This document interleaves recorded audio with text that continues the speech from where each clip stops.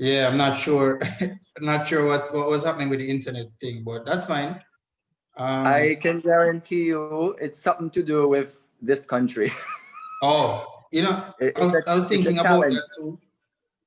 I was thinking about that too. All right, so I'm gonna use the phone to shoot on Instagram. All right. Give me one sec.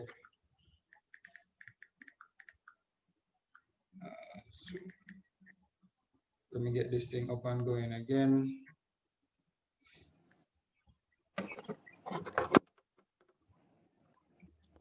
My phone don't die. If I don't have Zoom. All right, guys. So we're back with Magic. So we had to switch to Zoom. I see persons joining in on Zoom as well. But for those who are unable to join via Zoom, then I'm going to try and do this. Shoot it live using the phone, and then have the computer here in front of me. Um, but yeah, so Magic is here. So we believe that based on the country that he's in, maybe they're causing some restrictions regarding the internet that is there. But It's nevertheless, it's one guys. of the it's one of the biggest challenges that we have here. My sister always tried to call me on WhatsApp calling, and I have to keep on reminding her it doesn't work in this country. You can't do that. Yeah, And yeah. once you find a solution, after about a year or 6 months, they change up the system and it doesn't work again, and you have to find a Um, new way of communicating. So that's um, probably Instagram is probably blocked or something like that. yeah, maybe. I think Richie, when we had interviewed him some time ago, had a similar issue, but I think he had relocated somewhere, and it worked. But nevertheless, but I mean, Magic. As I told you before, I'm excited that you're here. Um, I have been interviewing Jamaicans, whether locally or abroad, Jamaican aviation professionals, and just to pretty much hear their story. Nothing is scripted. It's just you and I reasoning. I want to get to where you are, but I know every professional has their story on how they got to All where right. they are. So it's pretty much just interacting, hearing your story, and then having the others pretty much tag along and join, and just listening into pull inspiration from the story as well to learn something. And what is Sounds remarkable, good. yeah, what is remarkable is that you are an A380 captain. So we would say that you're at the creme de la creme of your career. You're flying the largest commercial aircraft in the world, and you're a captain on it. You have gotten to a peak in your career, which many of us aspire to do. So um, I'm excited to just really hear how your journey went, to where you are now, how it is going now, and I mean, if there are any future prospects, future plans after this, then we'd love to hear that too. But before we get into it, just tell us a little bit about yourself. We know you're Jamaican, not by birth, but we know you love Jamaica just as any original Jamaican loves their country. But tell us where you're from, a little bit about yourself. Your hobbies, what was growing up like for you, where you were from, things like that. All right, yeah, I'm Magic. Greetings to all the participants. Sorry about the connection issues, but part of the issue with living in the Middle East is that it's very controlled. The internet is very controlled, so certain things don't work, or there's a workaround. I tried with the VPN, but it's not working either. So we'll have to figure out a way how to make it work. But I could see you guys and hear you, but I just couldn't connect with the video. But Okay. apologies about that. Yeah, Magic. I was born in Poland. We migrated to New York when I was small, and then to New Jersey after that. My connection with Jamaica, been there many times over the years. and have lots of friends that are like family. Yeah, Jamaica has definitely got a special place in my heart. And the nice thing about being a pilot, you get to travel to different countries, and probably been about 85 countries. And there's a saying, everywhere nice, but nowhere not better than Yard. And True. it's true. Yeah. Yeah, yeah. But you guys, I don't know if you guys can hear clearly, but you can see he talks just like one of us too. So he has been here enough to catch on our dialect. Mm. So yeah. What So times. so born in Poland, and then of course migrated sometime after that. Um, where did you say you migrated to? I heard you say New Jersey. New York initially, Mm-hmm. New York City, and Okay, then to Jersey after that. to Jersey. Okay. Yeah. So what? How did you know about Jamaica or get to Jamaica or get to love Jamaica? How did all of that happen? When I was small, we went on a vacation to Jamaica with my parents. My Okay. sister was not born yet, and you just fall in love with the place. Wow, that's good. I remember we flew down on American Airlines from New York, and it was a Airbus 300. Ah, okay. And I gave my, because I was a aviation fanatic just like you guys from small age, Yeah. and I always knew I wanted to be a pilot. So anytime I had a chance to go to the airport or see pilots or meet pilots, I would always get in there. So the first thing I get on the airplane, when everybody turn right, I turn left, and I try to go into the flight deck. Now, before Yeah. 2001, it was an easy thing. It was the doors always open, even in flight. Many airlines had the door open, so it was much easier than now. Mm-hmm. So the first thing I remember, when we're going to Montego Bay, and I went to the pilots and I gave them my camera, and I said, please take some pictures along the way. Oh, So okay. we're flying along,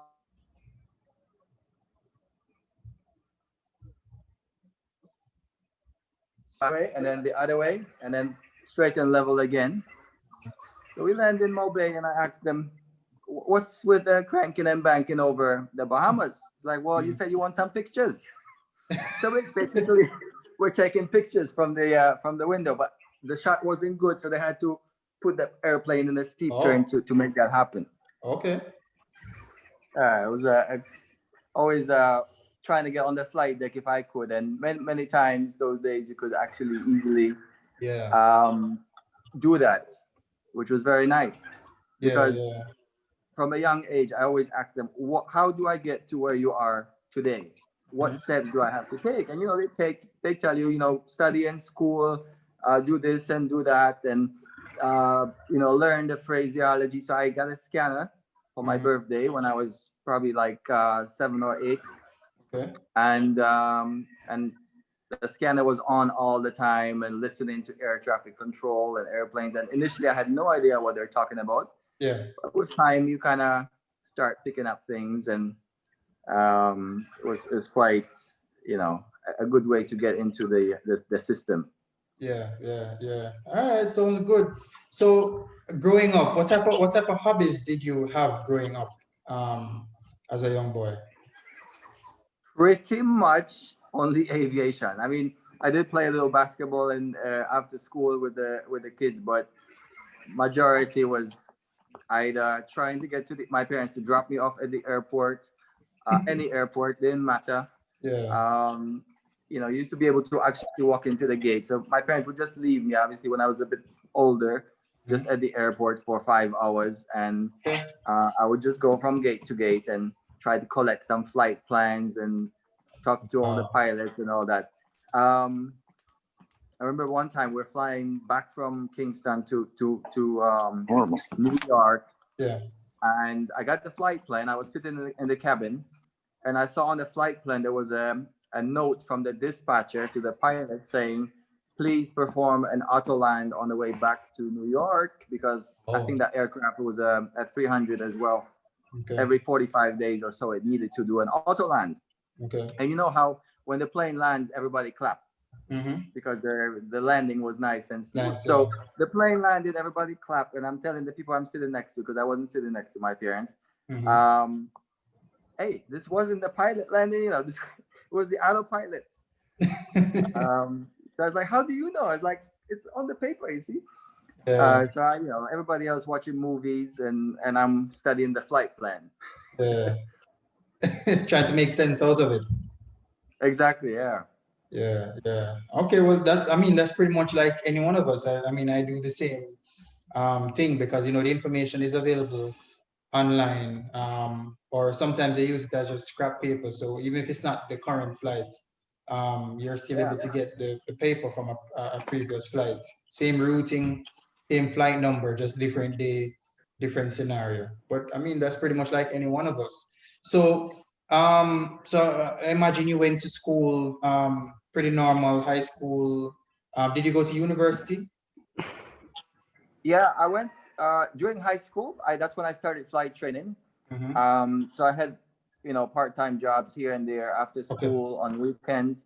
And I think it was my junior year of high school. I did my private pilot license over the summer. Okay. Okay.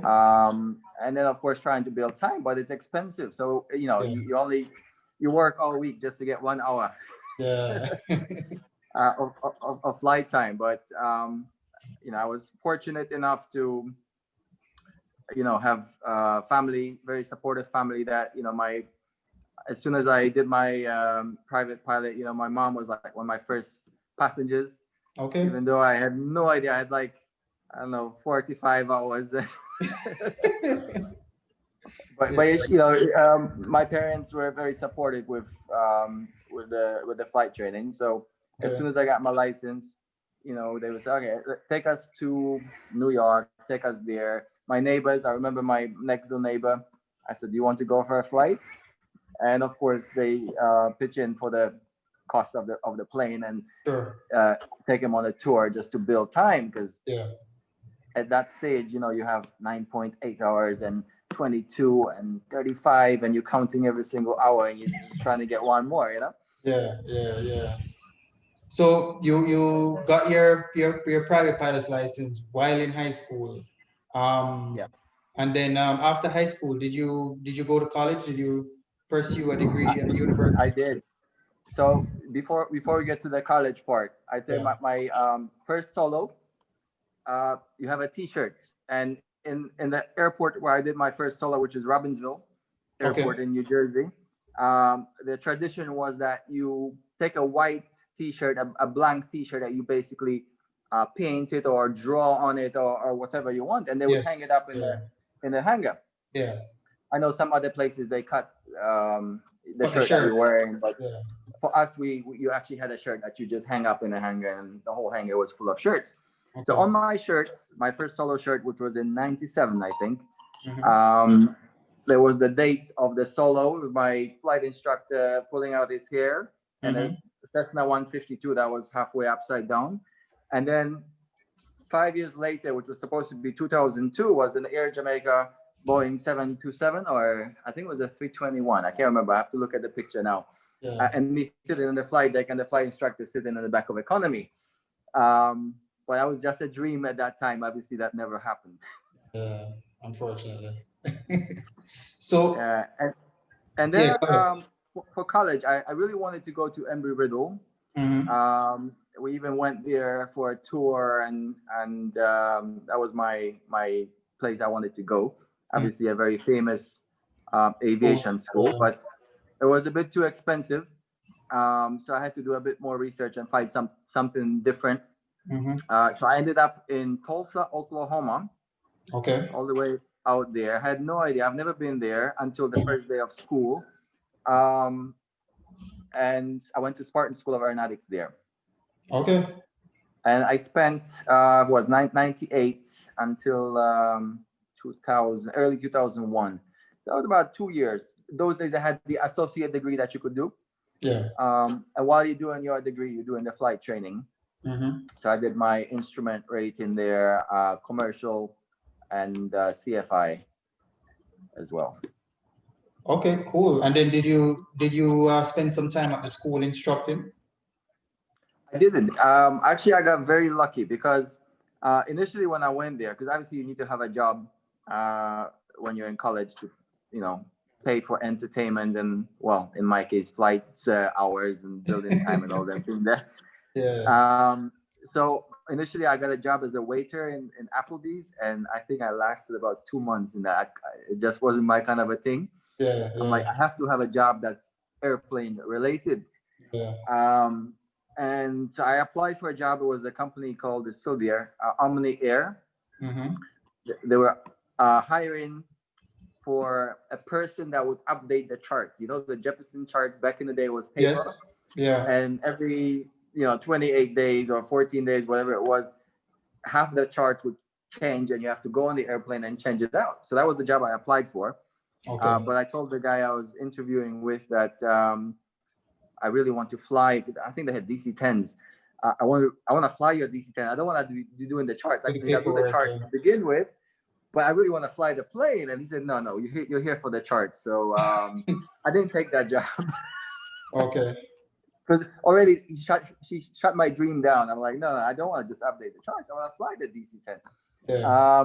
But I was lucky. I got a job with Northwest Airlink as a ramp agent. Okay. Okay. And the reason I say I was lucky because it was an amazing team of people that worked there, Mm-hmm. mostly college students from my school. So everybody Okay. was pretty much between 18 and 22. Yeah. So we all were on the same page. So it was a really, really fun environment to work in because everybody was a pilot or aspiring pilot, and it was great fun. So while I was going to school, pretty much the whole time, I was working initially on the ramp, and then later on, I did cargo, I did gate agent, lost luggage, ticket sales, counter check-in, all of that. Because Oh, it was okay. a small operation, we had 3 flights a day, Mm-hmm. SAP 340, which was really you do everything. So on a given shift there'll be 3 or 4 people, and you do everything. So it was a lot of fun, and it kept me close to What you wanted what to I do. love to do, which is Yeah. airplanes and flying, and that sort of thing. And the reason it was really good because it allowed me to network and get to meet people. True. Yeah. Yeah. And this is probably one of the most important things in aviation. It's a very, very small world. And if you know people, it can really help you with your career and your career path. So networking is fundamental. I mean, we are on this thing now because I think we met on VATSIM, right? I Yes. missed Yeah. I didn't Yeah. hear when you were talking initially because I was working on this Yeah. connection issue. But that's networking, right? We met on VATSIM, 15 years ago, whatever, Yeah. and Yeah. and that's how we are here today. Pretty So networking is really important, and because the pilots that were coming in, they got to know me and I got to know them. I found out that there's an internship at the chief pilot's office for the same company. Okay. And they were hiring people with low time. All you needed is I can't remember the minimum, but it was something really, really low, much lower than normal people off the street had to have. Yeah.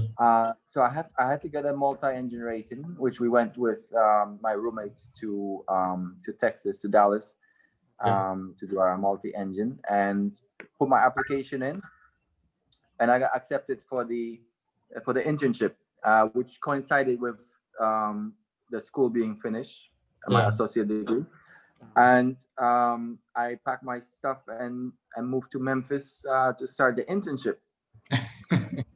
Okay. And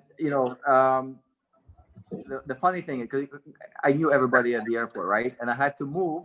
I had a little car, but it couldn't fit all the stuff. So what do?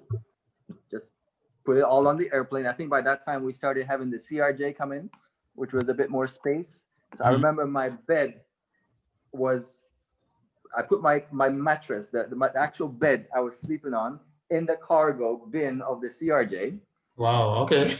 Put a tag on it, Yeah. and you would not imagine the look on the people then face in Memphis at the baggage office in Yeah. Memphis, and I come to get my bed, and they're like, "How did you get this bed on the airplane? I mean, this is not standard dimensions or luggage or cargo or nothing. I mean, you can't just check in a bed." But when you know everybody at the airport, that, Yeah. that's how you do. So that was quite cool. Now the internship never worked out because there was some issues at the chief pilot's office. But the three of us that were supposed to do the internship were offered the interview at the company anyway. So I actually got the job without doing the internship, which was supposed to be 6 months, Yeah. which was really fortunate Yeah. because it was April of 2001. Okay. And we all know if it was 6 months later, I probably wouldn't be. Yeah, Getting, absolutely. yeah, so it was the right timing, which is critical. Yeah. Okay. So you pretty much got your foot in into what you wanted to do back then in April 2001. And how was that experience since you started? It was amazing. I mean, I had something like, I know I had 22 hours multi. I remember that clearly. I think I had 385 hours. Oh, So it was a very low time, and you're put into the SAP 340, which apart from the Beach Traveler and the Seneca that I flew for the multi-engine rating, that was massive aircraft at the time, and it was a really really good learning experience because we used to hand fly most of the time, okay. visual approaches, short legs. We had one flight which was 12 miles from Evansville, Indiana to Owensboro, Kentucky. Okay. So you really had to hustle. I mean, right now we fly the 380 to Jeddah, which is like 2.5 hours, and people call it a short flight. How you going to manage the short flight? I was like, it's not a short flight. Yeah. But yeah, it was a really good learning experience, and it was a great set of people. Everybody was young. The captains were between 23 and 25, and Okay. the FO was between 20. I think it was at the time I was 20 or 21. So it was a really a fun environment. Hard work though. Sometimes we had 8 legs a day. Okay. But it was a really really good learning experience.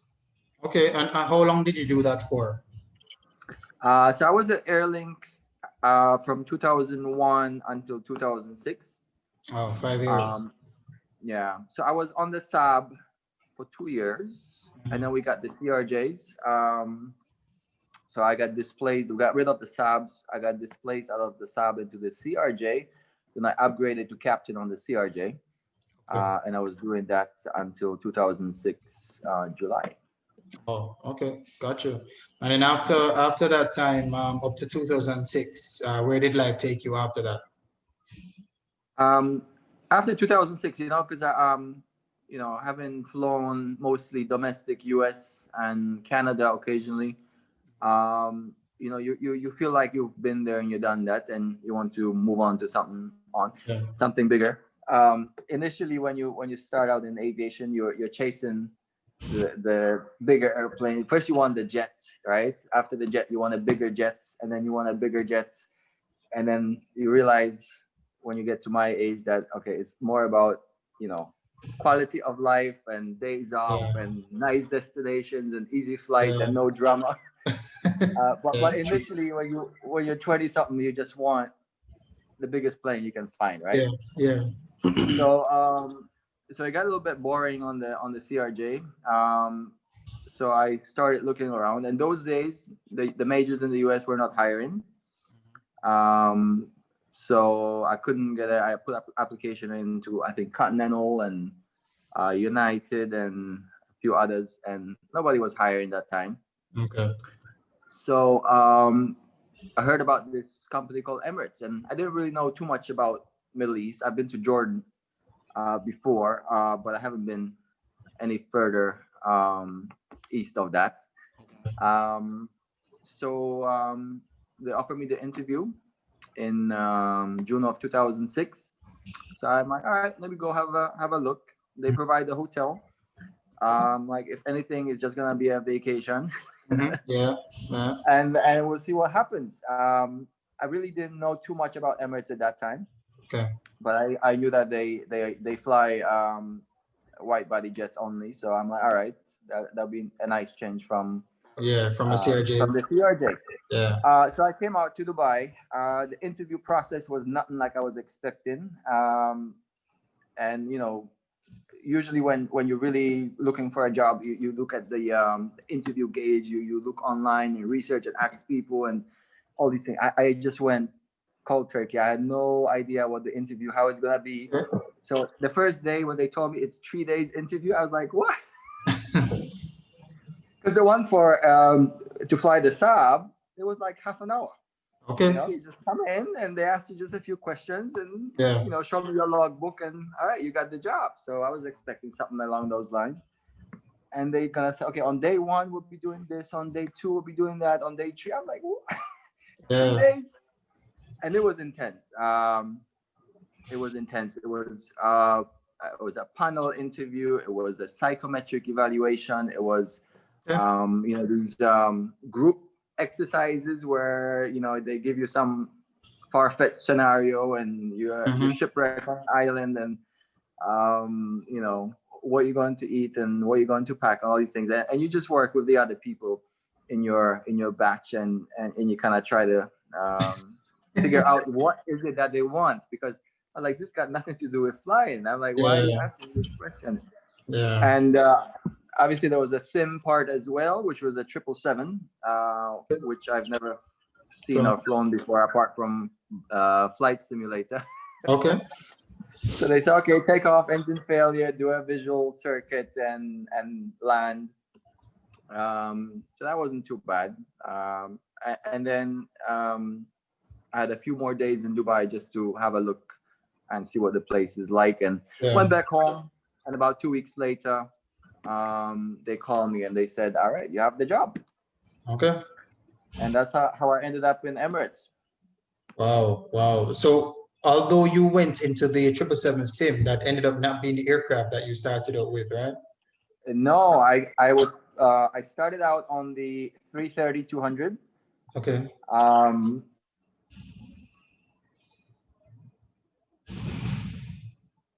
think he froze for a bit. I was hoping to go into the 777, but they don't look at that. They just say, all right, we have a course on August 3rd, which is 330, and we need people on the 330, so off you go. Okay. But it turned out to be a good thing, actually. Looking back over the last 15 years, it worked out good to start on the 330, actually. Yeah. Yeah. Yeah. So from the 330, I think after 6 months, we did the CCQ, which is a quick conversion course to the 340. Okay. But we had two different 340s. So we had the 330, we had the 340-300, and then we had the 340-500. And we flew all three of them all together. Okay. Which was quite interesting and quite challenging at the same time, because although the 330 and the 340-300 are quite similar, the 340-500 is completely different. Different landing technique, different limitations. The manuals, you have 3 stacks of manuals, and they need updates every so often. Okay. So you just have piles of different updates. So you just spend one evening just updating the 3 different airplanes manuals. But it was quite exciting because the 3 different airplanes were used for different type of flying in Emirates. So you actually got to see the whole world. Okay. The 340, the 330s were usually Middle East, India, something 4 hours or less. The 340-300s, they used to go to Africa mostly, a little bit of Asia as well. And then the 340-500 was Australia and the US and Japan. Really long hauls, Yeah. And then Europe was a mix of all of them. So it really opened my eyes, because when you start flying, you think, all right, we're going from Detroit to Tucson, Arizona, and that's such a long flight, and it's so different. I was like, that's nothing. On the 340 and the 330, and now on the 380 to a certain extent. One day you're going to Africa, the next day you're going to Brazil, the next day you're going to LA, the next day you're Yeah. going to Japan, Russia with the metric altimetry, China with its issues, and then Australia as well, New Zealand. Longest flight I've ever done, New Zealand, 17 Okay. hours and 10 minutes. In which aircraft? That was in the 380. Yeah. Ah, okay. Yeah. Wow. So it was a very good experience, and I definitely am grateful for that, because if I have stayed in the US and I went straight to the majors there, or followed a different path, I wouldn't get the exposure to the different parts of the world like I did here. So it was quite and it's quite a good experience, especially lots of different airports have different challenges. I mean, you go to Heathrow, it's very organized, it's very busy, not Yeah. now because of the pandemic, but it is an extremely busy airport. They expect you to do everything that is published in the manuals, and they Okay. expect you to do what they tell you. So if they tell you fly 165 knots and you fly 164 or 166, they're going to yell at you straight away, and you're going to be in trouble. Okay. So it's a bit of pressure, and then the ATC as well, very busy, and you're switching frequencies every 2 minutes, and the Yeah. frequencies are long. It's not like 1254. No, it's 126. That's the more 872 or something complicated that Oh, by the time they okay. finish saying, you already forgot. Yeah. Yeah. So those are the challenges going to busy airports in Europe. Now you go to Africa, it's a whole different story. In Africa, there's very little traffic. The ATC is mostly procedural, so there's no radar. Half the Okay. time you cannot hear them, or you cannot reach anybody on the radio, Mm-hmm. or they're not very good with their separation Wow. of traffic. There was one story I can tell you. I was flying. It was on a 340-300 from Accra in Ghana Mm-hmm. back to Dubai.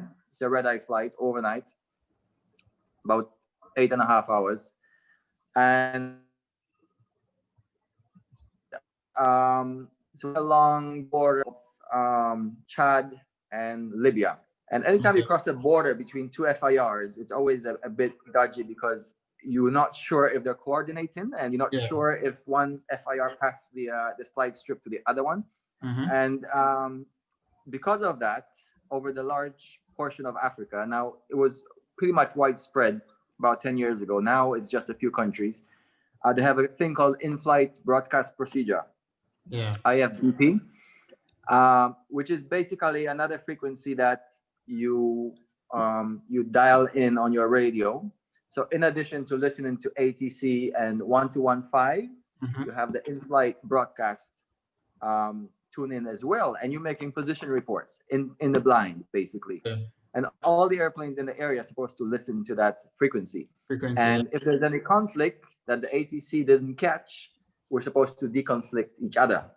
Okay. Now, this is one of the things that you just do, kind of automatically, and you're just flying along and you're doing the position reports in the broadcast area. So on long flights, overnight flights, we take a break and go stretch your legs, or just recline your seat for a minute, Okay. and for control rest. So you have one pilot. So I was that one pilot, and I'm keeping up with the flight plan and the position reports and talking to the ATC. And for a while it gets quiet, because now we're in North Chad. So in Jamina FIR, the radios are quite sketchy. It's all HF and you can't hear nobody. Yeah. So it suddenly got very quiet. So I'm listening on the broadcast frequency. I'm doing my position report, and it sounds something like this. All stations, traffic information, Emirates 788 in the Jamina FIR. We're flight level 370, estimating position Kufra. I still remember the place. At time, let's call it 2221. Tracking northbound on the Upper Romeo 640. And then you repeat the flight level so that the last person who didn't catch the beginning catches it. So you say Emirates 788 level 370 in Jamina FIR. Yeah. And then I hear another aircraft do the position report for Kufra VOR at the same time, at the same level. So it was like they're saying the same thing I just said, which kind of caught my attention, right? Because Yeah. I mean, we're not supposed to be hearing the same thing when we do the position reports. So I'm like, all right, that sounded like it's exactly the same time and the same level and the same place. That's not good. So the traffic that just reported Kufra position report. Can you just repeat your time? So you repeat the time, and I'm like, all right, that's not going to work because we're at 370. He's at 370, and we're gonna cross at the same time. So that's not gonna be good. So I'm asking him, all right, so we're gonna have to do something. In the meantime, we tried to call the ATC again. We tried to call Tripoli, which is in Libya.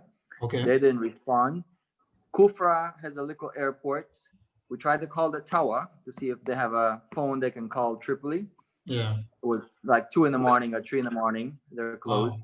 Yeah. So I'm like, all right,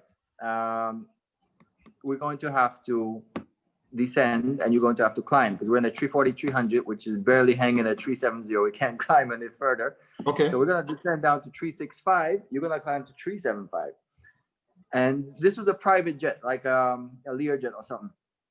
And he said, no, we're offset 2 miles right of track. So we're not going to have an issue. I'm like, no, because we're coming at 90-degree angle. If we're going opposite direction, yeah, you're 2 miles right, I'm 2 miles right, is going to work. But we're going basically, we're crossing. Yeah. So yeah, I managed to convince him with enough time to spare so we could get down to 365. He went up to 375 and we went. Wow. Okay. But what if you descended and he stayed at his altitude? How would that work? I mean, that would have been 500-foot separation. It would have been probably a little bit uncomfortable. Maybe the TCAS would have, given us an RA. But you're trying to basically do what you have to do to stay safe. Yeah. Yeah. Okay. Yeah. Got you. So, but I mean, based on your story so far, I mean, you've been to almost every country, if not every, well, let me not say country, but every continent that exists in the world. It's probably easier to ask you where you have not been than to ask you where you have been. Where have I not been? Mostly, the only place I've been to is Brazil. Flying Sao Paulo is the only airport I've flown into. South America. I've been on holiday in Brazil, but I haven't gone to any South American countries. So probably that is my blank spot on my map that doesn't have too many pins. But as far as Africa, Asia, Australia, Europe, that's pretty much covered. Wow. Wow. And which has been, apart from Jamaica, which has been your favorite destination so far? Whether vacation, whether you have flown there, which has been your favorite? I have a few. As far as and they change because they change the aircraft from one type to another type. So you go to one destination, you like it, you get used to it, and then they get pulled off your airplane. So I used to really like Seychelles. Okay. It has a similar vibe to Jamaica. It's a much smaller island. It's very little. I think it's maybe 80,000 people. But it's very beautiful, very, very beautiful, very scenic. Okay. And I've been there maybe like 25 times on the it was a 340-500 that used to fly to Seychelles. Okay. I have a story about that one as well because I had a memorable trip to Seychelles as well once. Sure. And now recently in the recent years on the 380, Mauritius is my favorite destination. Mauritius reminds me of Barbados. Not really so much Jamaica, but Barbados. If you've been to Barbados and you go to Mauritius, you feel right at home. A whole heap of sugar cane. There's nice hills and nice beaches, and it's very much Bajan-like place. So I've been there maybe like 30 times in the past maybe 5 years on the 380. We used to fly on the 330 as well in the long time when I started. Then we stopped for a while, and now we're on the 380 there. Um, because I'm an instructor, and it's one of the training flights. Because when the new joiners go on the first and then they finish the course, they go online training. They have to travel to all the continents basically, and get checked out on each Okay. one because each one has different um, issues with it. So Yeah. Mauritius is ticks the box for Africa. So everybody has to go to Mauritius on when they come on the 380. So I do that Okay. quite a lot, and I like Oh, sailing as well. And they have very good sailing in Mauritius. Nice weather, nice okay. um, reef protected bays that you can sail on. So Sure. I would say that's probably my favorite place right now. I Mm-hmm. love Thailand. Bangkok is an amazing place. The food is magnificent. The first thing I go get this tom yum soup, which is very spicy. You know, a Yeah. lot of places, if you're used to Jamaican food, and you go to most places, it's just not, doesn't have any taste. Yeah. And Thailand is a place that is nice and spicy and flavorful. So definitely Thailand is on the list.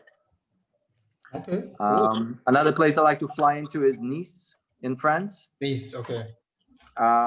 One of the reasons is the approach into Nice is quite interesting. It's a VOR approach, which is offset by about, I would say maybe something like 75 degrees. So at the last minute, you have to make quite a steep turn to line up with the runway, Okay. which is hand flown, which is quite fun. And it's just a nice place in the south of France to spend a summer afternoon. Wow. Wow. Pretty cool. Yeah. So I mean, you've been. Would you say you're living the pilot's dream, so to speak? I mean, you've been traveling all over the place. You've been flying some pretty decent aircraft. It seems like you have had a pretty good start to your career. You know, a nice, smooth up climb towards where you are now. Would you say you're living the pilot's dream? Definitely, and I can say that at every step of my aviation path. If you asked me that in '97 or 2001, I would say the same thing. Definitely living the dream. I mean, I can't imagine doing anything else. Once it's in your blood, flying is something that you can't imagine living without. I mean, this summer has been the longest since the beginning of my flying career, since I haven't flown. Oh, My last flight was in March, and I haven't flown until August. I think August 1st was my first flight back since March 23rd, which was the longest stretch of time without flying. And you can imagine, yeah, all my friends back in the US, they rent a Cessna 172 just to go and have some fun. But in the UAE, there's no such place where there's general aviation don't really exist. wow, So I was like, all right, so this is the longest I haven't been flying. So it was quite a challenge actually. But obviously, you try to catch up on all the other things that you've been putting off for yeah, years. And one of the things I've been doing over the lockdown was a bit of writing, aviation writing. okay, So I've interesting. written some articles. I think the first one is gonna be published in January in Okay, Airways magazine, okay, and I think another one in April. So since I couldn't fly, I had to do something. So I yeah, was writing about flying. wow, okay. And what was the name of the magazine that you said we published in? Airways. Airways magazine. Yeah. That's a magazine in the UAE. No, it's global, but it's published in the US. It's published out of Miami. Oh, I should make a note of that. If when it does come Yeah. up, send me a link or something with it. It looks so. Ah, gotcha. Yeah.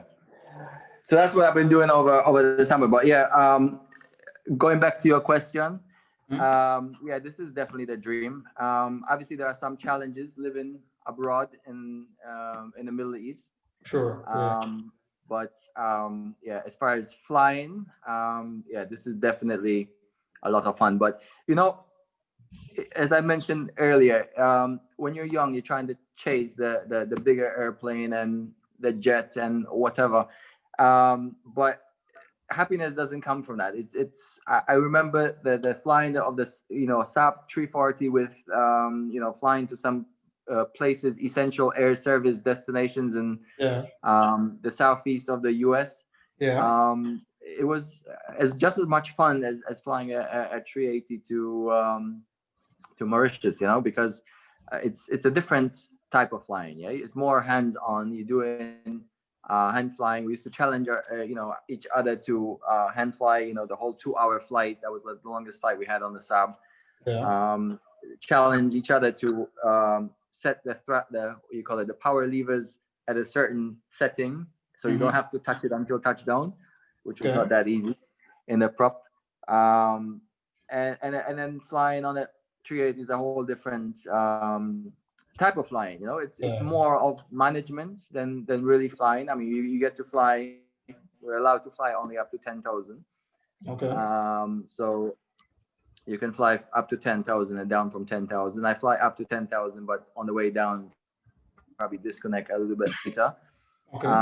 And yeah, we fly with the auto thrust on, unless it's broken. So it's a little bit Yeah. different, Yeah. different type of flying, but it's just as rewarding as flying the Saab or the CRJ or the 330 or the 340. Mm-hmm. Mm-hmm. Okay. Sounds good. One of the things I'm curious to know about is that transition to captaincy. Of course, you have started out as a first officer, or for those who are not familiar with the term, co-pilot, and then you worked your way up. Did you become a captain based on your seniority with the airline, or did they identify leadership qualities in you, or what happened? How did you make that transition? Or did they identify leadership qualities? Experience that was on the CRJ at Northwest Airlink, which was company called Pinnacle Airlines. Mm-hmm. Basically, your seniority number came up, and your name gets put on the list, and you go for the course. You pass the course, and you're captain. Ah, I, And um, it was I mean, you go through the course, and it's just a matter of basically instead of flying with your right hand, you fly with your left hand, which a couple of weeks of feeling uncomfortable. But it wasn't much of leadership training. It wasn't much of getting you actually ready for the job. So when I came to Emirates, the upgrade here was a completely different um, event than you would find, say, in the US, where it's more seniority based and okay. not more complicated than it is here. Because here, before you even find out you're going for the upgrade, Mm-hmm. they do an assessment, an internal assessment. They look through your training records. They look through um, your file, and basically in your training records, sometimes you get comments like previous command experience evident, or we have every time you go in the sim, and it's changing now in Emirates because we're going more towards evidence-based training and Yeah. more objective driven. But back in the past, there was all grading. So you have 9 competencies, which include leadership, and you get graded from 1 to 5 on every single session that you do. Okay. So they look at the leadership qualities and the whole set of competencies to see if you are capable to do the job before you even get notified that you get put on the course. Okay. And then the course is quite intense. It's a lot more intense than I it imagine. was on the CRJ. And this was on the 330. My upgrade was on the 330. And that was the hardest thing. I'm probably must say that was the hardest thing I've done in my life, because the amount of studying and preparation that was required was immense. Wow. Before you even start out, once they notify you that you've been put in on the short list, Mm-hmm. there's an interview with the chief pilot and a person from HR, and they just grill you and they give you scenarios and they test you on the knowledge of the manuals and the aircraft. And once you pass that, then you go into the course, which starts with CRM. I think there's 2 days of CRM where you touch on the leadership qualities, because being a captain is actually more than just learning to fly with your other hand. Yes. Yeah. It is a different mindset. You have a different mindset to just operate in the airplane. You're actually responsible for all the people on board and $400 million aircraft. So Yeah. it did take a lot, and it's a lot of pressure. It's a lot of pressure because the course itself is quite tough, and then the line training is quite tough. I mean, I remember my line training. We were going to Durban in South Africa, Okay. which is a good almost 9-hour flight, and the entire 9 hours I was being grilled on the system. That we were going through hydraulics and fuel system and engine and all the systems. And imagine 9 hours. And now in the middle of that, there was a hurricane off the Okay. coast of Mozambique. Yeah. So I've got weather to deal with. Yeah. And then on top of that, there were cabin issues. There was somebody who had a medical issue. So the flight attendants were calling a Medlink to deal with a passenger that was feeling sick. And on top of that, the instructor is asking the questions about, different technical things about the airplane. So it was quite tough. And then a lot of the learning is on the job learning. Once you become a captain, you kind of find your feet and get used to managing different situations. And a lot of the situations that you manage are less technical, because I mean, if it's technical, it's quite easy because the airplane tells you exactly what to do. There's an ECOM. If there's no ECOM, there's a checklist. If there's no checklist, a bit of troubleshooting, and you sort it out. So the technical issues are quite easy, but it's the more of management issues, managing medical cases, managing cabin crew issues. You have up to 26 flight attendants on the airplane, on the 380, for example. Oh, okay. So between 26 people, there's bound to be some conflict. There's bound to be people who are hardworking and people who are trying to hide. And it's very easy to hide on the 380. And then you have 4 pilots. If it's a long haul flight, you got 4 pilots. So a lot of the job of being a captain is just managing different personalities, managing different issues, and just coming up with the safest and most optimal solution to a problem. Oh, okay. That you might have. Oh, I mean that's a lot. And I mean it's exciting because for me I'm up to the challenge. I'm somebody who thinks on their feet. Using this as an example, with the difficulty with the Instagram and the internet connection, and just had to think of a scenario or not a scenario, a solution rather, very quickly so that we could still have our discussion today. So Exactly, and that's what you have to do. You have to think outside the box, and in the training college now, what we find when people come for upgrade, because we used to do upgrade training. Now it's been put on hold. We have to get the first officers to stop thinking like a first officer and start thinking like a captain. And the people coming up for upgrade, they know every single rule in the OMA, which is our operations manual. They know every single malfunction on the airplane. They know all the limitations, all the memory items. They know exactly how to fly the airplane. They landed perfectly. They have no issues with the engine failure. But when you give them a problem, and when the problem is not clear, it's the decision making and problem solving that is probably the hardest thing to do as a captain, because um, you have to basically use all your resources and try to bring out the best out of all your resources, and then Yeah. compile the information, organize yourself Yeah. to come up with a decision. Okay. Even the way you ask questions to your first officer is it could be it could preempt the answer. If I ask you, should we divert to Kingston? Mm-hmm. And your answer is going to be yeah, yeah, or yes or no, right? Yeah. If I ask you, what do you think we should do?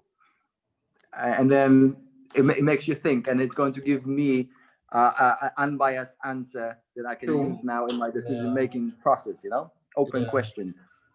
True. That's actually pretty good. I never thought about it that way, and that's more like a more a psychological aspect of it. You know, you pretty much are asking the same question but in a different way, so that it initiates a thought process in the co-pilot or the first officer, which helps, provides you with information as well to help you, the captain, make a decision. Um, so yeah, that's pretty good. Um, Yeah. so in your career so far, Magic, what has been your greatest challenge that you can recall? What has been the biggest challenge so far? As far as like emergencies or something that went No, wrong, well, or no, just well, we can get to that also. Now that you brought it up, but throughout the entire journey from where you were to where you are now, what has been like the greatest challenge? I think the greatest challenge in starting out in aviation is just that you can't get a job without experience, and you can't get experience without getting that About the first job. job. So it's like a catch 22. How do you actually get started? And then you can, obviously, it gets easier. The more experience you have, the easier it is to obviously get a better job and a new job. But initially, that starting out is probably the hardest thing. And you uh probably that was the biggest challenge in the beginning, is like, how do I actually convince someone that my 300 hours are good for for any job that might be out there. Yeah, And that's where networking comes into place. yeah, um, I figured that working at Applebee's is not going to get me anywhere in aviation, so I might just as well yeah, drop that and try to get a job. Even if it's refueling the airplane, or if it's loading the bags or checking people in. Um, it makes a big difference. I actually, it was one story. We were working the morning shift as at the airport, checking in, yeah, me and my buddies from college, and we're supposed to be four of us, but there was a big party the night before, and only two of us made it at 5 a.m. for the for to work the shift. Now we yeah, have to check in 33 people, tag the bags, get the bags onto a cart, drive it to the airplane, load the airplane, and then load the people onto the airplane. yeah, Um, so it was one of those things. All right, there's two of us. It's going to be a challenge, but we can probably manage. We might be delayed, but we're gonna manage to get this flight out. yeah, And in the US, a lot of people commute. So there was a pilot. He's actually from Barbados, Ralph Maskell, mhm, and he was commuting that morning to Memphis. And I said, yeah, Ralph, you have no idea, but you're gonna have to come and help us. And he helped me load the bags onto the airplane. And long story short, we managed to get the flight out on time. Now yeah, he's a good friend until now. And that's how you meet people. If I didn't work at the airport, I would never run into some of the people that helped me along the way. He did write a reference letter for me, I think, when I was okay, coming to Emirates.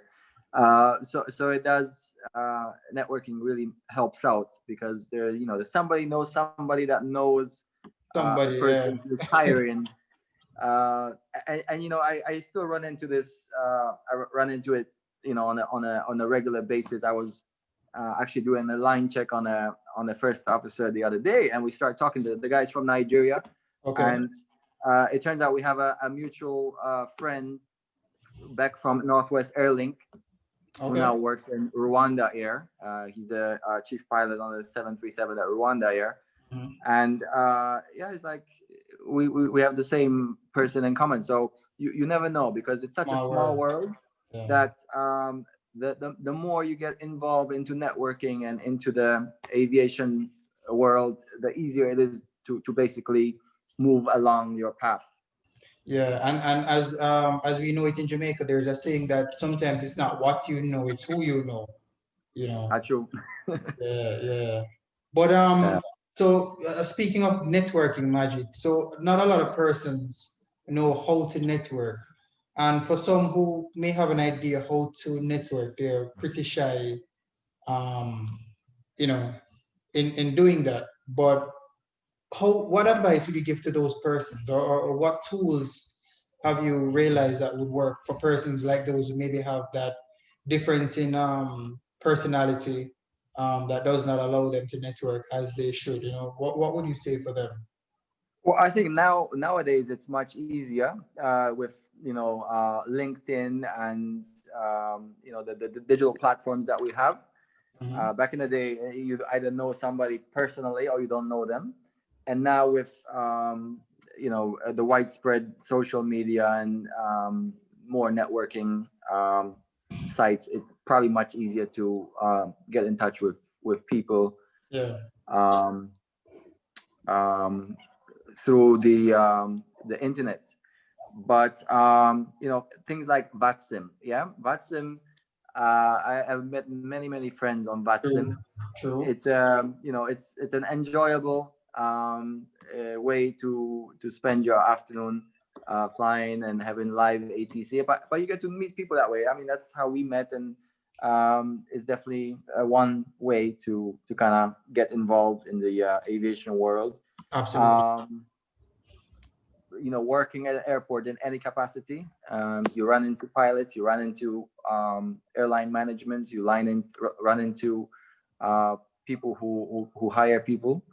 True. um, and that's my first job flying was basically working for the same company on the ground and then in the air, which makes it easier.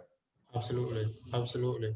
So networking, of course, for me has played a crucial part in my development as an aviation professional, and of course, it has done the same for you. So hopefully, persons who are watching will understand that. Listen, it's a part of what is needed to advance your professional careers. It's a very very important thing.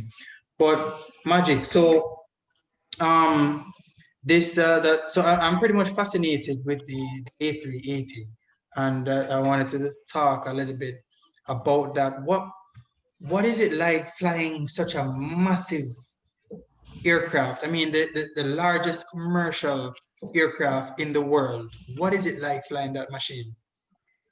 Well, the funny thing about the 380 is it doesn't feel that it's massive. It doesn't Okay. fly like a massive airplane. It flies it's very agile. It's very um, easy to handle. It's very easy to land. It's probably the easiest airplane to land that I have flown. I Oh, must okay. say. It is. I mean, it's got 22 wheels. Yeah. So, Yeah. and not all of them touch down at the same time. So there's wheels touching down for a period of time, and it just cushions the whole landing. So you pretty much get a soft landing every time. Okay. The only time you see the size of it is when you do the walk around, and especially in Dubai when it's 50 degrees in the Yeah. summer, and you have to go around the 80-meter wing Yeah. and then down the back. The walk around takes more time than anything else, but it doesn't have that feeling of a massive airplane. Okay. Um, for example, the 340 300, Mm-hmm.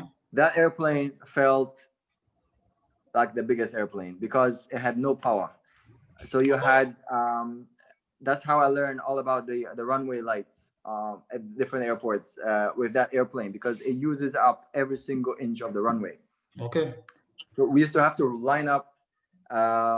We used to have to line up with every single inch of the runway, and then when you take off, you see the lights changing from white to red, alternating. That it's all red, and then all right, anytime now, Yeah. and eventually it lifts off the ground. But I remember taking off out of Accra actually once. Accra was quite tricky because the runway, it was quite a long runway. It was 3,000 something meters, but it's always hot, tropical weather. And then it had immediate left turn because there was a palace, the president's palace, and you were not allowed to fly over the palace. Now, our company procedures say you cannot turn before 500 feet. If you went to 500 feet, you will never turn before the palace because the airplane just, it would be 500 feet, 10 miles out. So that airplane really handled like a big airplane. Taking off out of Cape Town, if you take off in a southerly direction, there's mountains that you have to cross, and you can't cross them until you reach a certain height. Yeah. So we used to fly south, which is the wrong direction from where we're going, for maybe like 100 miles to gain altitude so we can turn left and get over the mountains. I remember flying, there's a Falls Bay, which is a bay just south of the airport, and they have sharks there. I remember flying and looking down on the sharks in the bay. That's how low we were. Okay. So that airplane had a feeling of being a massive airplane. The 380 doesn't have that feeling. I mean, you can be going halfway across the world to LA at 575 tons and go straight up to 35,000 feet, no issues. Okay. Whereas the 777 will be somewhere at 28. But the 380 has a massive wing. It can go up quite high, quite early, with quite a heavy weight. Yeah, yeah. So it is an aircraft that you do enjoy flying, and it flies pretty well, much better than the 340 as you're saying. Yeah, well, the thing with the 340 was the 300 was a bit tricky to land. It had that middle landing gear, which was always there to spoil your landing. The 340-500 was a very nice airplane. If I had to have a private airplane, I would have a 340-500. Okay. I like that airplane as well. But the 380 is just so easy. It has so much redundancy on it that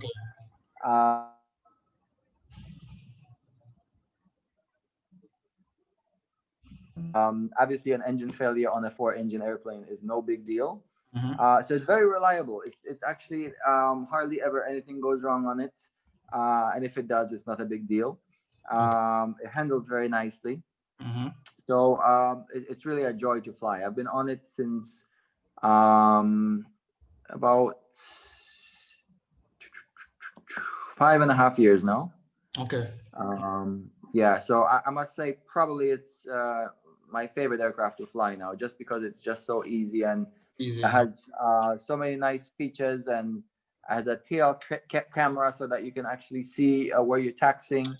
It has a moving map, so you have all the taxiways and the terminal buildings and the gates, so you can't get lost. Yeah, it's definitely a joy to fly. The only issue with the 380 is because of the size, you can't taxi with it just anywhere. Okay. So it does take a bit of planning. Well, flying takes planning in general, but extra planning on the 380 where you're going to taxi, because there's restrictions at most airports, either weight restrictions where the airplane is too heavy to taxi on it. 575 tons is over 1 million pounds. And it will mash up the people them taxiway.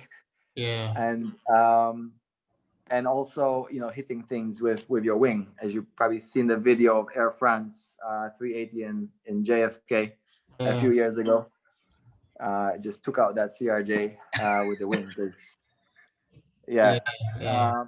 that's one thing that you have to worry about, and especially airports. Asia has wonderful airports. They're all big, and there's no issues there. But Europe, especially UK, I mean, we take the 380 to airports that other operators don't take it too. Like we go to Birmingham, we go to Manchester, which are quite tight spaces, and you have to be careful there. I mean, we take it to Mauritius, which is a little island destination as well. So everything there is tight and not really designed for that aircraft. So you have to just be careful taxiing it. So on the ground, it's a bit of a challenge. Once you get up in the air, it's definitely easy. Okay, cool. And for somebody with your experience, Magic, with your being a captain at Emirates Airlines and pretty much has gotten to that peak of your career, what advice would you give to persons who would want to be in your position right now, someday? Well, definitely, it takes a lot of perseverance and motivation to stay focused and set up a plan and then achieve your goals. Okay. Getting into aviation and staying in aviation is not an easy task. There's quite challenges involved in all aspects. So definitely sticking to it and being motivated and just looking outside the box and seeing how you can advance your career, whether it's through education, whether it's through networking, or gaining experience, whatever that may be. Every experience that you do aviation wise, it's going to benefit you at some point or another. So definitely stay focused and keep on the task. There's times it's a cyclical industry, so there's the ups and downs in aviation, and they repeat every few years. So don't get discouraged, because right now there's so many people being furloughed and losing their jobs, and you think, why am I getting into this industry at a time where nothing is really going on?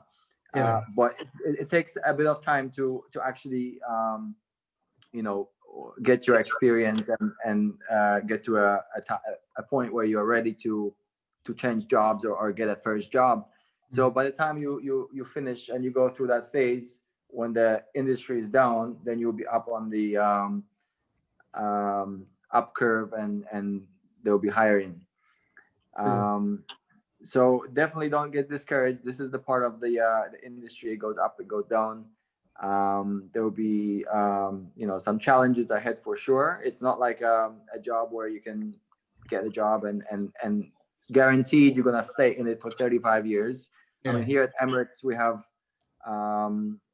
made redundant a lot of pilots in the past few months. I don't have the exact number, but it's quite a massive amount. And so things might be going good, and then things go bad, but don't get discouraged by it. There's always other opportunities out there, and the more experience you have, the more opportunities you have. Yeah. All right. Well, thank you for that advice, Magic. It's something that I myself will try to follow. Of course, I'm trying to get every experience that I can get. I already have a foot in. Have this club to pretty much help out those who have a similar journey like me, that want to get into aviation, don't know what to do. And then this itself is a network for persons to take advantage of, so that they can, in a sense, indirectly interact with persons like you and other professionals, and get information that they never imagined that they would have, things like that. So that's pretty much the goal here. But it's a great thing, Samuel. It's a great thing that you're doing. Aviation Club Jam is definitely a bright spot in the networking aspect of things, and keep up the good work.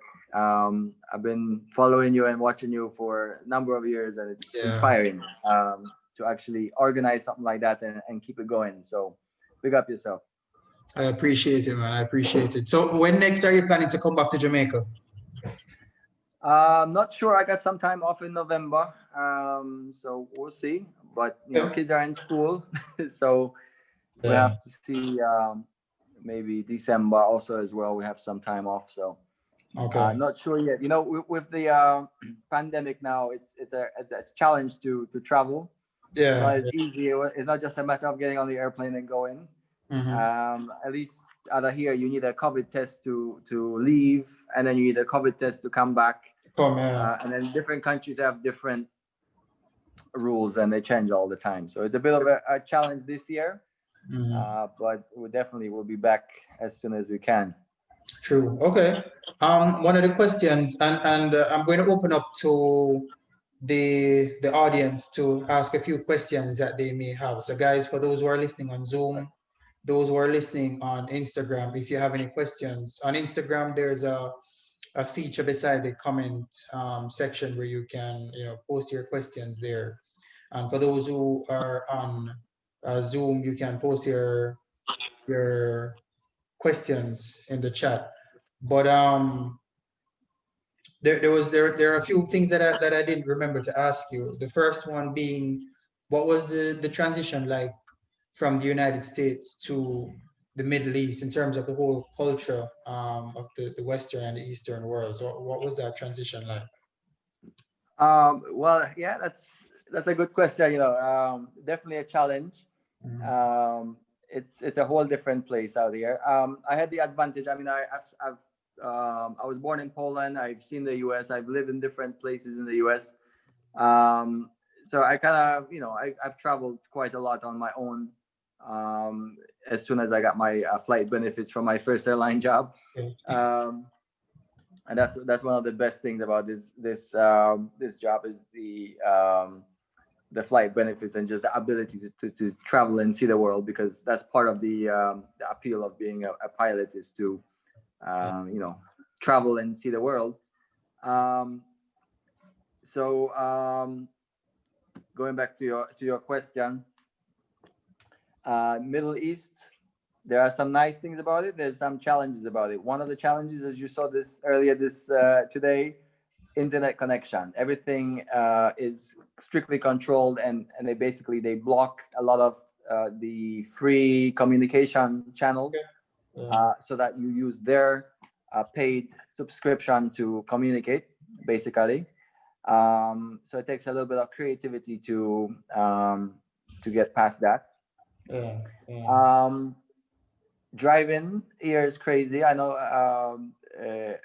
a lot of people will laugh, but uh, driving in Dubai is a challenge. The people are mad. They either drive way too slow and they get in the way, or they drive way too fast. I mean, there used to be a competition, not competition. They're supposed to. They had an article every day in the newspaper with a picture of the person driving the fastest on the road, Okay. because there's speed cameras everywhere. Yeah. And it's supposed to discourage people by shaming them, because the license plate would be, the number plate would be in the paper, but actually work in reverse, and it encourage people to go faster so they can get a Get higher speed. posted. And, there'd be speed like 250 to 80 Wow. kilometers per hour. So yeah, driving is and the people that have tint, full tint, they can't see nothing, especially at night. Wow. So that's part of the challenges. The nice things about this place is very safe. Mm-hmm. There's hardly any crime.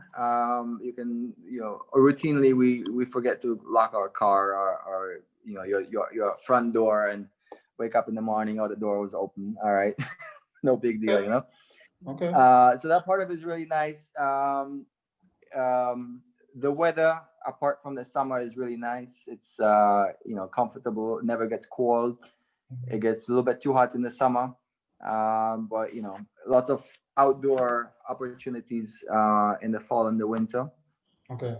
I do sailing, so it's a great place to go sailing.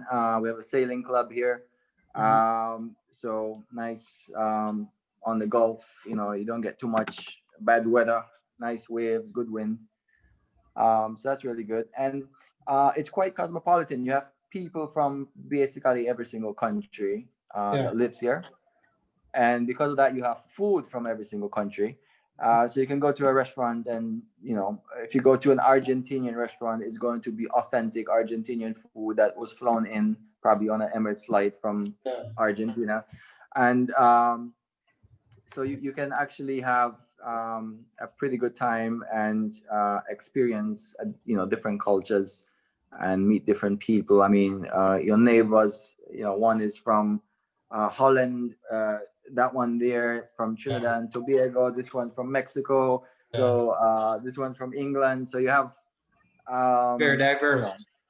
very diverse. And the same thing is in the flight deck as well. When we fly, you know, the pilots are from different countries, but it's seamless, because you're aviators, you're pilots, and you get along. So Mhm. it's a great way to actually see the other point of view and see how other people live, and kind of experience the global culture. I got you. Got you. All right. I'm not seeing where anyone has any questions, but guys, just a reminder, if you have any questions, please post them in the comment section on IG, or the question and answer section on IG, which is beside the comment section. Or if you're on Zoom, you can post your questions in the chat. We're going to open up shortly to some question and answers that you guys may have for Magic, regarding his career, regarding the airplane that he has flown or is currently flying, which is the Airbus A380 with Emirates. You know, whatever questions you may have, now is a good time to post them. Richie is asking, how long have you been an instructor? I started 2 years ago, initially as a sim instructor, um, TRIR. And then last year, I got the TRI qualification, which allows me to train on the airplane and in the sim as well. So the whole instructing, about 2 years now. I actually started October of 2018, so 2 years exactly. Okay, okay. And question from me, what does it take to get into Emirates currently? Do you know? Well, currently we're not hiring because of Okay. the pandemic, and especially Emirates got hit pretty hard with the pandemic, because if you have a large domestic network, you can still fly domestically, and the government doesn't give you any restrictions. But because we fly international only, Mhm. every single country has different rules, and they change all the time. So right now, a lot of our 777s are flying, but the 380s are not. So we have 115 380s. Last Okay. time I checked, 14 are flying. Wow. Um, so we have over 100 380s parked on the ground in storage, and they're not flying. So we're not hiring at the time. When we do start again, I'm not sure, but I think the last minimum hours to get in was 4,000. No, it was 2,000. It was 2,000. Okay. So the minimum has gone down over the years, because of supply and demand. So when they were short of pilots and there's nobody out there that wants a job, then minima go down, and if there's an ample pool of pilots, then the minima go up. Okay. All right. Somebody via our Instagram page is asking, why did you choose Emirates? It was really an accident. I don't really remember actually applying to Emirates. I remember going to Jordan on a holiday, and we flew on the Royal Jordanian Airlines, Okay. and the people were very nice, and the country was very nice, and it was a very nice holiday. I remember, I think I could work in the Middle East. I mean, Middle East is nice. So I started looking at the different companies, and I didn't apply to anybody else except Emirates. Okay. Um, I heard of Qatar at that time, but I wasn't really sure about it. And Etihad, I think was just starting out. So so yeah, I just found Emirates. I Google Middle East Airlines, found Emirates, and just applied. So it wasn't really Okay. I was planning on ever ending up here, Yeah. and I've been here now 15 years. It just happened. Okay. Gotcha. Captain Maria Haddad, she's just giving a shout out saying it's good to see Magic. Congratulations, wonderful to be on the A380 and IP. So I'm not sure if you're All familiar right. with Captain Maria Haddad. Are you? Say again. Maria Haddad, are you familiar with her? Captain Maria Oh Haddad? yes, yes, yes, yes, yes. Hello, Okay. Maria. All right. Cool. Let's look at some more questions. what type of degree did you do in Oklahoma? So Oklahoma was an associate degree, which was just a 2-year degree, which I don't think it exists anymore. And then later on, when I started flying, I did an online degree at Everglades University, where I got my bachelor's in professional aviation. Oh, okay. So I started out, I can't remember, it was aviation science. Yeah, it was a associate of aviation science at Spartan. And then a bachelor of professional aviation at Everglades University. That was in 2005 when I finished that. Okay, gotcha. The other question is, how many hours do you need to apply for Emirates? Which we did discuss that. So we can disregard. Let's see if I missed any.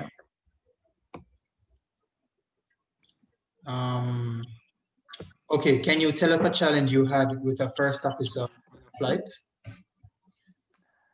A challenge with the first officer. We're doing a flight in December to Bangkok, from Dubai to Bangkok on a 380. It was a training flight, and the first officer was a very, very experienced pilot. He came from Colombia, was flying there. Okay. And being my age, when you fly with someone who is significantly older than you, it's a little bit different because obviously you're in the instructor role and the captain role, and then the first officer is in a trainee role, but they're 20 years older than you, and probably have more hours and all that. But this particular pilot, he's a bit didn't really study up for the flight, and it was a bit of had to facilitate and where to find information and all that. So it was a bit of a struggle just to get him comfortable, to feel like he's not being questioned, examined, just trying to help him out to bring out the information, show him how to study, how to prepare for the flight.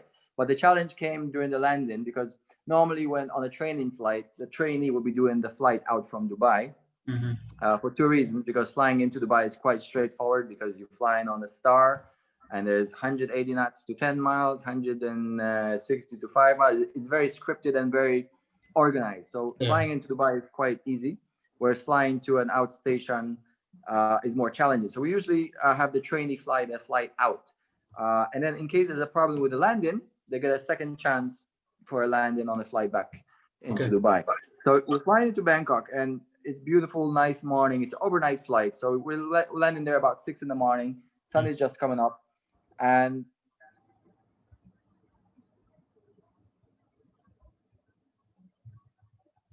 the ILS goes off the air. Now we're following the ILS, but obviously it's visual conditions. And before I get to say anything, we do a go around. Okay. Now on the 380, there is the normal go around, which is toga, and there is a soft go around function on the 380, which is basically one click back from toga. And the reason for that is because we got so much thrust on the airplane, because the airplane's got 76,000 pounds of thrust on each engine, 4 engines, because it's designed to lift up 575 tons into the air. Yeah. Now, when you're coming in for landing, and especially if the flight's not very full and you don't have much fuel, the airplane's very light. So if you go to toga on a light airplane, it just goes like a rocket. Yeah, that's why we have the soft function, which basically gives you a 2,000 foot per minute climb, which is all you need for the go around anyway. And it kind of makes it more comfortable both for the pilots and for the passengers in the back. Yeah. So he didn't use that function. He went to toga, and then I don't know what he did, but he messed it up. So it was only toga. The soft function wasn't working anymore. Okay. And the lift approach altitude is 3,000, which came within like 40 seconds. So he definitely startled me and himself doing it. And we definitely had to talk about that. It's like, nothing in aviation really happens quickly. So we lost the localizer. It's a visual approach. You can see the runway. We're at 500 feet. Just land the thing, So, challenges like that, mostly on training flights. On normal flights, there's hardly anything ever happening of this sort because the pilots are very experienced. Mhm. So any kind of adventures is usually training flights.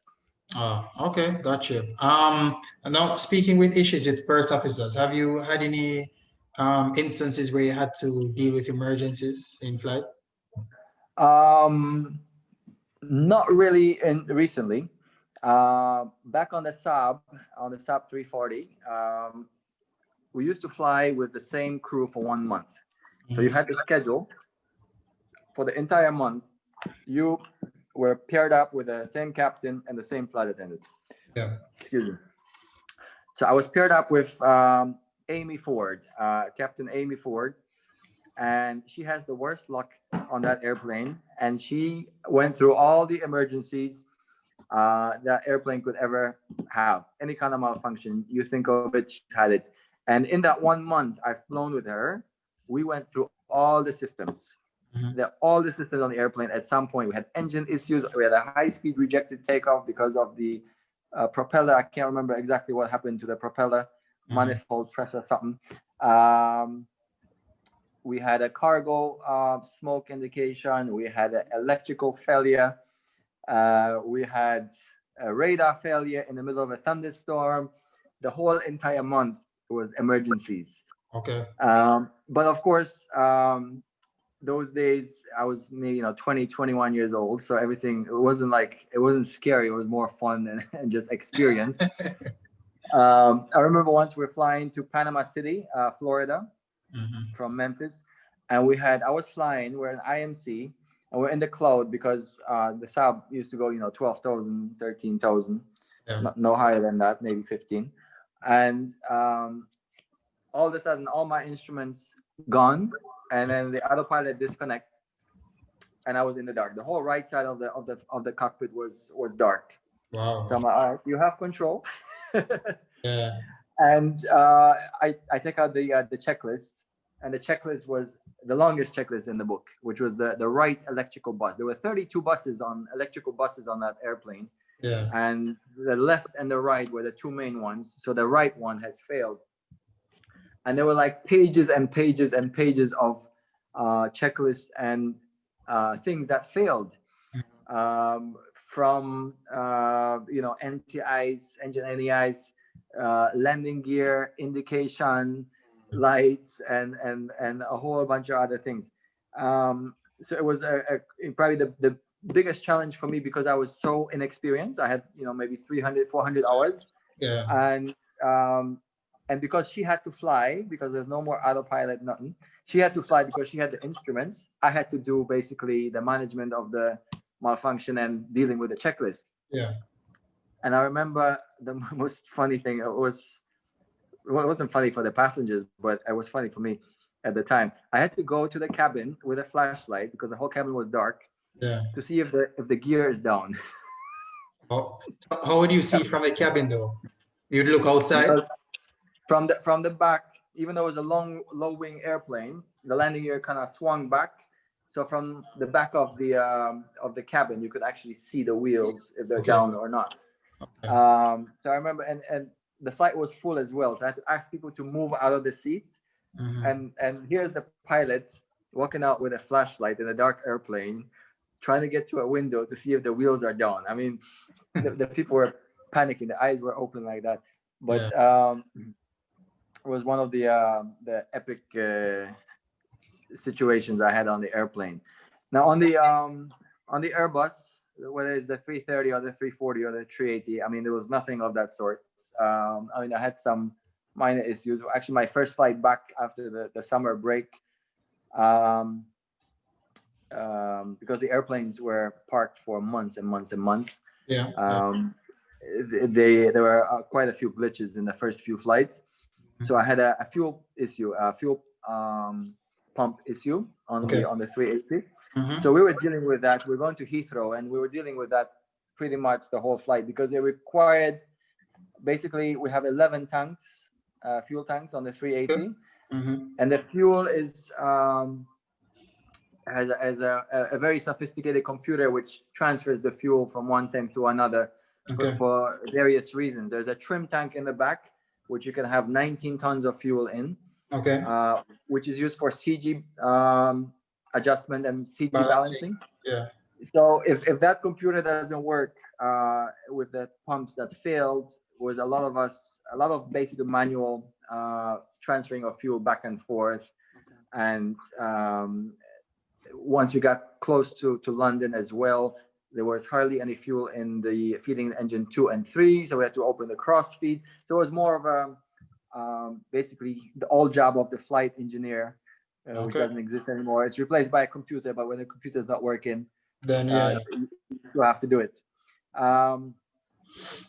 As far as other issues I had on the airplane, on the 330, I was going to Sana'a in Yemen. Okay. This was about 2014. Mm-hmm. And it's not a bad flight from Dubai. It's about an hour and 45 minutes. Okay. I leave in the morning. And the purser came into the flight deck with a newspaper.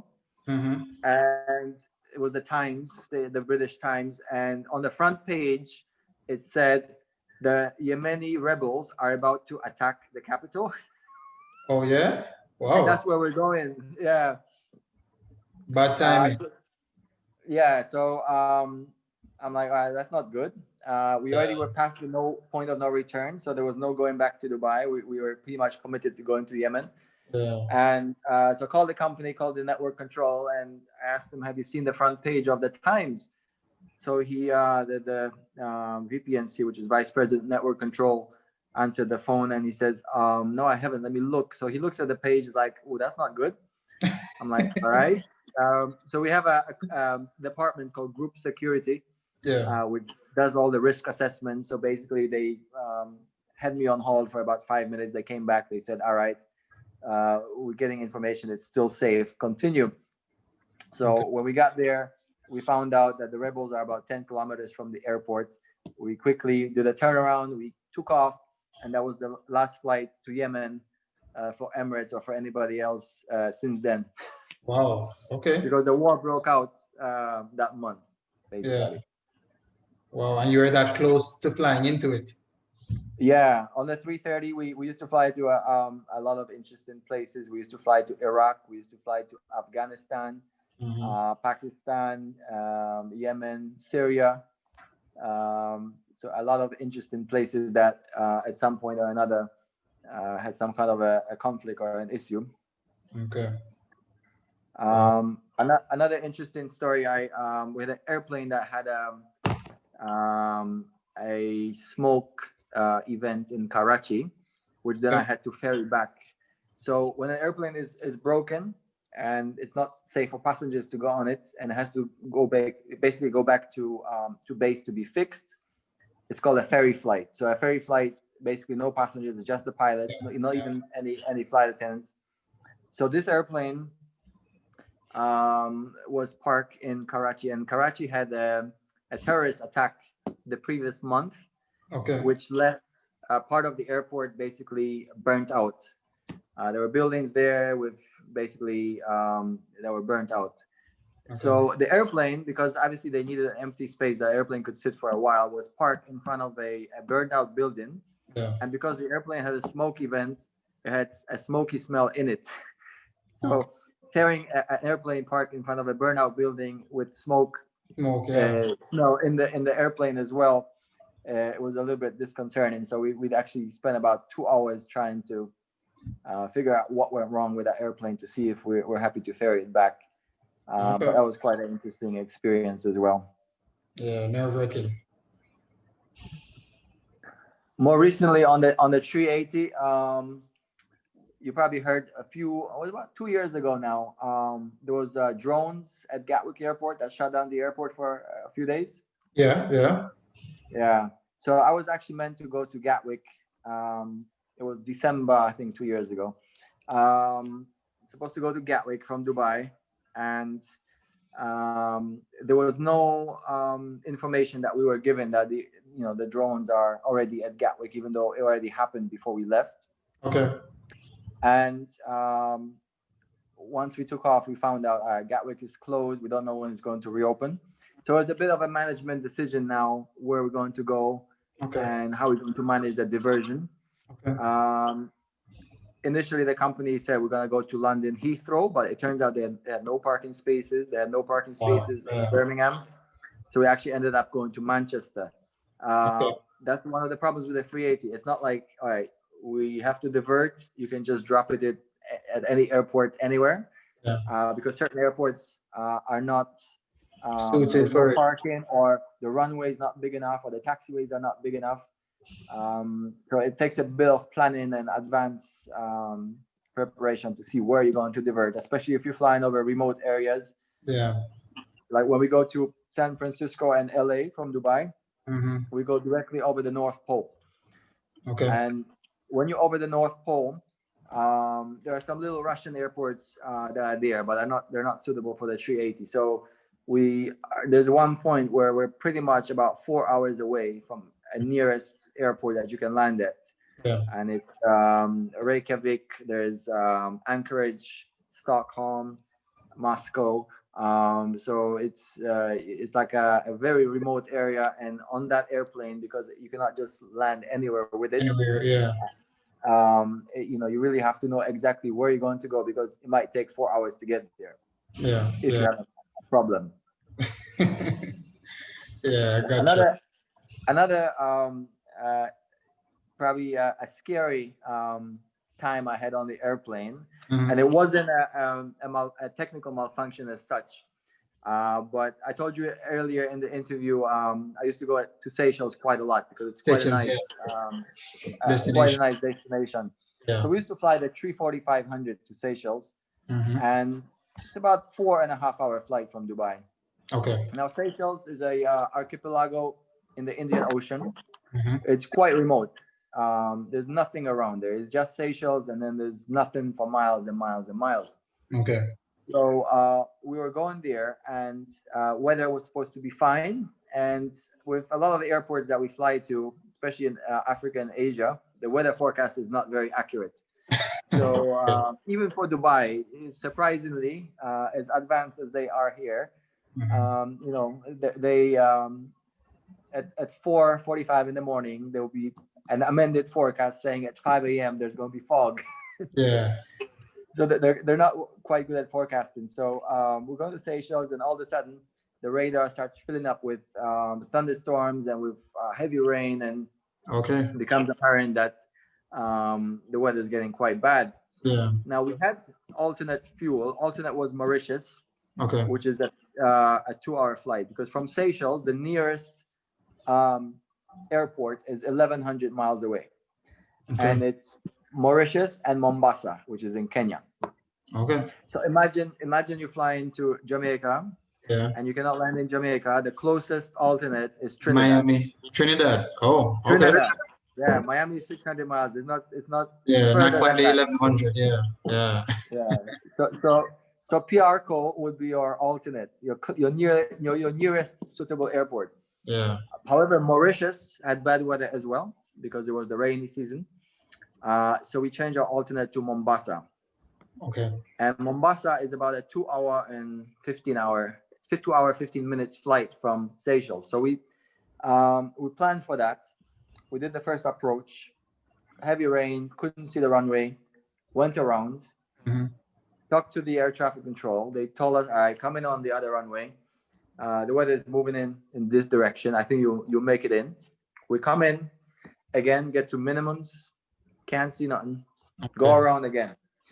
And we only had fuel for 2 approaches, and after that, off to Mombasa we go. So we turned to Mombasa for a 2-hour, 15-minute flight to our alternate airport. And the fuel on arrival, because basically when you go into your alternate, you're getting pretty much on your final reserve fuel. Final reserve, I think it's 45 minutes in the US. In Middle East, it's half an hour. So you have half an hour of final reserve fuel, which you're not supposed to touch.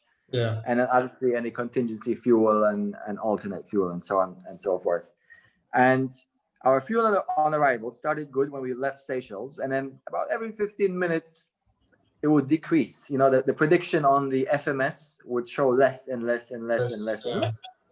And we're flying the most optimal level at 40,000 feet. We flying at cost index 0, which is basically the most efficient, least fuel being burnt, and the fuel keeps on going down and down and down. Yeah. Troubleshoot. So we're trying to get a wind uplink to get current wind, because the winds on the flight plan are not matching with the real winds. Yeah. And it turns out that the flight plan fuel that we had for getting to Mombasa was completely off from the plan. Now, between Seychelles and Mombasa is just the Indian Ocean. There's nothing, yeah? So you have to make it to Mombasa. You can't not make it to Mombasa, right? Yeah. And it became apparent that, all right, the fuel's going down, and it got to our final reserve. And then as we're getting close to Mombasa, it actually went below our final reserve. So by the time we landed with Mombasa, we had below our final reserve fuel. We had about 26 minutes of fuel remaining, which is quite little for A330. Yeah. So that was quite but this was right in the beginning after I upgraded to captain on the 330, and it taught me a valuable lesson. That definitely don't rely on weather forecasts, especially not in some places that are famous for not having accurate forecasts, and take additional fuel if you have to, Yeah, that's true. Absolutely true. Martin Sutherland, he's also in Middle East flying. He was asking if you're still in touch with Captain Amy Ford. Yeah, Amy's on my Facebook, and we occasionally exchange messages. And she's still flying. So yeah, we we keep in touch. Yeah, that's the nice thing about Facebook and Instagram and these things. You can still keep in touch with people that you've flown with years ago, and keep the network going. True. This networking is quite important in aviation, as we reiterated so many times already. For example, a lot of pilots now lost their jobs at Emirates. Yeah. And we have different WhatsApp groups, and we have different Facebook groups to basically network. So there's at least 3 different posts I've seen recently with jobs being offered. So basically, even people that used to work at Emirates, they left, and they're at a new company, and they're in a management position or a position to hire people.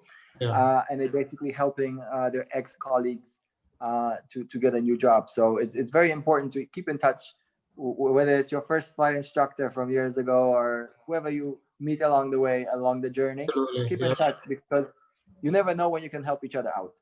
Yes, absolutely. I 1000% agree. Somebody else is asking, was funding an issue at the beginning of your career? Definitely. The job offer I got on the SAP 340 was I had to pay for the type rating, which was 10,000 US, which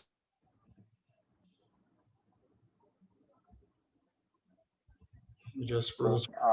Can you hear me? Yeah, I'm hearing you. All right. Yeah, I was saying that the first type rating I had to do, the first job for flying the Saab, I had to get a type rating for 10,000. And we were not being paid in training. So it was definitely a big struggle, and my family contributed and helped me out with that. And that was definitely a challenge, because I couldn't have done it myself. It was at one point when I got through training, and I finally got my first paycheck. That whole paycheck, the balance went up, whatever the paycheck was. It wasn't very much. I actually was making less money as a pilot for Northwest Airlink than I was making as a ground staff. Oh, okay. I thought you were going to say Applebee's. No, Applebee's, it wasn't too bad, actually, because you get tips.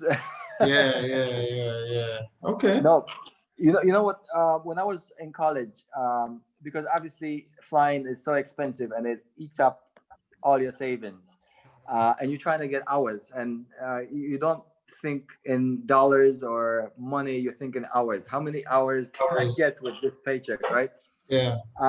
So what I was doing, and because we had 3 flights a day at Northwest Airlink, while I was going to college. So I was actually able to work from 5 to 7, the morning shift. Then I had class from 7 to 11, Okay. which would be, all your regular college courses. Mm-hmm. Then I would come in for the afternoon shift from 11 to 1. And Okay. then I would leave the airport and Northwest at 1 to go fly. So I would fly from 2 to 4. Yeah. And then I would come back for the evening shift at like 7 p.m. There'd probably be another class maybe at 6 at the different. We have 2 different campuses as well, which didn't help. They're like 30 miles away. And then I would come in for the night shift, which was basically the last flight in. That got in at 10 p.m. And then you have to clean the airplane. So you finish maybe 11:30, and then your next shift is again at 5. So sometimes I would just sleep at the airport because it was no sense me going to my apartment Yeah. and wasting fuel and all that. So I would just sleep in the terminal for a few hours and then just be on again on duty at 5. And then I remember one paycheck I had for the 2 week period. It was 152 hours of pay for the 2 week period. Okay. Which is massive overtime just to fund the flying. The flying, yeah, yeah. Well, and the college as well, and the apartment because you had to place to stay and all that. So that's it's a really lot. a struggle in the beginning. And when I started flying, actually the money was less because I wasn't able to do 40 hours of overtime per week Yeah. flying. So I got my paycheck. I was like, really? That's what I'm getting less than when I was a ramper, loading the airplane, then flying it. Yeah, but at the end of the day, it's what you love, it's what you wanted to do, and that's the sacrifice and dues that you had Exactly. to pay to be able to get to where you want to know. And I'm almost sure the salary now is 10 times better at Emirates and the A380 than it was back on the SAB. Yeah, of course, So it it works is. itself out. But it's it takes. I'm still paying my student loans. I think the next I think I got like 5 more years on the student loans before that's Yeah. paid off. Yeah. But yeah, it's definitely there comes a point where it's a profitable Yeah. enterprise. But in the beginning, you're just throwing money at it, and it's definitely a challenge to you know to build time. I mean, we used to, the close knit group of friends that we had in college. All of us worked at Northwest Airlink. We used to just, hire airplanes and just go flying. Yeah. And me and my friend Eric, he's now at Delta Airlines. We actually took an airplane to O'Hare in Chicago. Okay. Hmm. I was on a quest when I was building flight time to go to all the Class B Class. airports Okay. in the U.S. So we Okay. went to Kansas City, St. Louis, Chicago. Flying a Cessna 172 into O'Hare was quite exciting. I imagine. Uh, and then they give you a taxi clearance when you land, which is like um, 30 seconds of different taxiway. Yeah. And you're like, you can't, you can't say again or repeat because you're just a little Cessna in there. Another friend of mine, Bo Jurgens, he's at Southwest Airlines now. We took an airplane because he's from San Diego. So we took an airplane from Tulsa through Oklahoma City and Amarillo, Albuquerque, Phoenix, San Diego to LAX. And that was flying over the Rockies with the Cessna 172. That was a crazy experience as well because I was right at the limit of the airplane, and Yeah. you're at 12,000 feet or whatever it was, and the ground is just below. Yeah. So it's a lot of fun actually. The fun is not just when you get there and you're flying jets. The fun is actually getting there and the whole process and the whole journey. So definitely make the journey fun and enjoy every step of the way. You asked me earlier, do I feel like this is the pinnacle of the career? I mean, at every step of the journey was a pinnacle at that time. Okay. And the journey is not over until it's over. So there's always an opportunity to try something different, or Keep a growing. new flying new airplane or a new role or whatever Mhm. it may be. Mhm. And if you were to have a choice in choosing what your new role would be, or if I don't know if you had any plans, but what do you think the next step for you is in your career? Do you have any plans? Well, at this stage, now being an instructor for 2 years, I find that very rewarding and um, a very nice thing to do, because you learn so much while teaching other people. Mhm. So it's a very very beneficial, not only for the student but for the instructor as well, Yes. because once you do something for a certain amount of time, you kind of get complacent and laid back. So I was finding on the 380 and in Emirates in general that I wasn't spending as much time in the books. I wasn't studying as much and trying to keep up with the different changes in the policies and the different software on the airplane. Yeah. And I figured out the only way to actually motivate myself to get back into the books and actually continue getting better is to actually teach, because when you teach you have no choice, because you have to know obviously more than the student, and the Yeah. preparation is gets you there. And then you'd be amazed, especially with things like line checks, because you once you become a captain, you kind of only know your style of leadership, Yeah. because you're flying with different first officers, but you're not flying with different captains unless you're True. doing ULR flight when there's two crew. But Mhm. even then, you swap and you go to the bunk while they're flying, and then you swap again and they go to the bunk.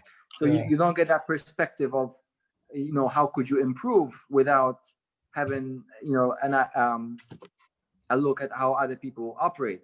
Yeah. So actually, the instructor role, it kind of opens your eyes. Hey, that's a really good technique, or I didn't know this. I've learned something new, and I learn something new every time I go flying. I learn something Yeah. new every day.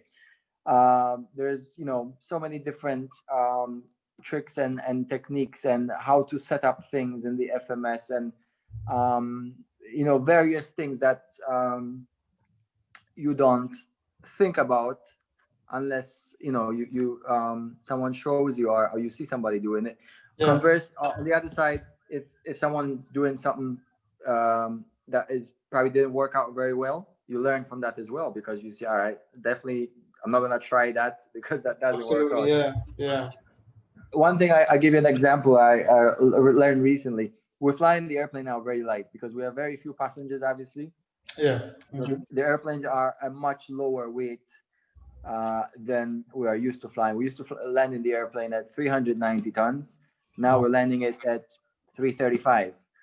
Now 330. Any airplane that you fly, when it's light, it doesn't land nicely. Yeah. Heavy airplanes land good. Light airplanes, they don't fly very nice. Some one of the my colleagues said, "Hey, have you tried landing it with flaps 3 instead of flaps 4?" I'm like, "Well, not really. Let me give it a try." And it lands much better with flaps 3 than it does with flaps 4. It carries a little bit more speed. Yeah. It's a little bit different pitch angle, but it settles to the ground much better at a lightweight Okay. than it does at with flaps 4. I'm like, all right, this is a new thing. You learn You from learn just something. interacting with other people. Yeah. So I'm definitely enjoying that role and pursuing that. In the long term, we'll see how things turn out with the industry and with Emirates and everything else. But at some point, I would like to go back to North America and fly there again. Okay. Um, you Maybe know, I corporate. Have you ever thought about corporate? I thought about corporate as well. I have a number of friends who are in that and they enjoy it. Okay. So yeah, definitely, I'm not limiting myself with just one plan, and you can just see what happens. I mean, I didn't plan to end up here; it just happened. And sometimes, you just open your mind and see what comes up. True. True. Sounds good. Sounds good, Magic. Well, trust me. I mean, it's been entertaining. I think that's the best word to use. So many stories, so many things to learn from what you have shared, and it only shows that you're an experienced man in the business. So, I mean, I've been enjoying it so far. You know, the stories from, you know, when you just started to where you are now. The fact that you're an A380 captain, but nevertheless still learning um, till this day is very inspirational as well. But Yeah, you know, this I is really, it's a lifelong learning journey. Definitely, yeah, if someone tells you that they know everything there is about flying, they're lying to you, because I mean, you know, and obviously the learning curve is much steeper when you first start. I remember we're flying in a Cessna 172 from Montgomery to Little Rock. So okay, basically, we went down to Miami with a 172, and we're coming back up. And there was an American Airlines MD-80 that crashed in Little Rock that same day. okay, And there was a very heavy weather system. There was a huge line of storms, and everybody on the ground in Montgomery at the FBO was saying, "We're not gonna go flying today. It's not safe." And because we had to get back to work, me and my roommate were like, yeah, "We're going." And there was an American Airlines ERJ that was there, short of the runway, engine shut down. He wasn't going, but we were going. And as soon as we took off, rain started pouring in through the window, through the okay, gap in the windshield. And um, if it wasn't for the air traffic control that basically vectored us around all the uh, weather, yeah, it would have ended up much differently. But I mean, that was one of my first big lessons about. I just got my instrument rating hmm that same month, and we wanted to fly some instrument weather. So we picked the biggest cloud you could see, and all right, let's do some IM, because you want to log your IFR time, whatever it was in the logbook that was required. And obviously that was a big lesson about respect for weather. And true, true, you know, and obviously the lessons are not as drastic as you progress in your career, but definitely don't stop learning, because yeah, there's never a time where you can stop learning aviation. Always something to learn and true, something to improve. true, absolutely, absolutely. All right, Magic. I think there are a few more questions. Some DLX pilots, his name is Damar Walker, was asking, what's up with the ailerons? Are they in pairs of three? So ailerons on the 380. Yeah, I think that's what he's referring to. Yeah. So we've got the ailerons. If you look on the wing of the 380, um, they're used for different purposes. So when Mhm. you put the flaps down on the ground, they actually deflect down as well to act as flaps. Now Mm, in the air, uh, the ailerons obviously are used for turning, but we also have uh, a pair of ailerons used for turbulence okay, dumping. okay, So if you look out the wing of the 380 at any given time, there'll be the one pair of ailerons. They'll be moving up and down all the time. The sure, airplane is not turning anywhere, but basically they're trying to offload the stress on the wing, because okay, the wing is 80 meters from one end to the other. hmm So you don't want to put too much stress on it yeah, and bend it. yeah, Obviously, it gets bent when the airplane takes off, but then actually we use the fuel to pump it to the wing, the outer tanks on the wings, to mhm. kind of um, bend it back into shape. So Wow, a lot of things happen behind the scenes on the 380, and ailerons are one of them. I mean, I might not be touching the side stick at all, but ailerons are moving on their own, you know. yeah, Um, so yeah, there's a number of different things that happen with the flight control system and the fuel system to kind of help the aerodynamics and the stress on the wing. that's quite interesting actually. I never knew anything about that or even close to that. But Yeah. that's quite interesting. So the fuel actually is distributed into the wings at you said during the takeoff to because there's stress on the wings during the takeoff that can actually bend the wing. But the fuel is Yeah. distributed to those stress areas to bend it back or to keep it where it needs to be from bending. Exactly. So when you see the airplane on takeoff, the wing, as soon as the wing starts generating lift, it kind of bends the wing up. And then once we pass about 25,000 feet, that's when we start pumping fuel into the wing, the outer tank, which is close to the wingtip, to actually bend it back for the flight. And when you look on the fuel system on the A380, it looks very complicated, but it's actually all there for a reason. The CG balancing that happens from the trim tank, which is in the horizontal stabilizer. On a long flight, you'll start out with 19 tons in the tail, and then throughout the flight, it will be pumping those 19 tons either into the outer tanks to bend the wings back, or into the other different tanks for CG purposes to kind of keep the CG back, so that the airplane travels with minimum drag through the air. Wow. And then obviously before landing, everything goes into the feed tank, so you have fuel to feed the engines when there's little fuel left or less fuel left towards the end of the flight. So I mean, on the flight to LA, for example, from Dubai to LA, we take 220 tons of fuel. Okay.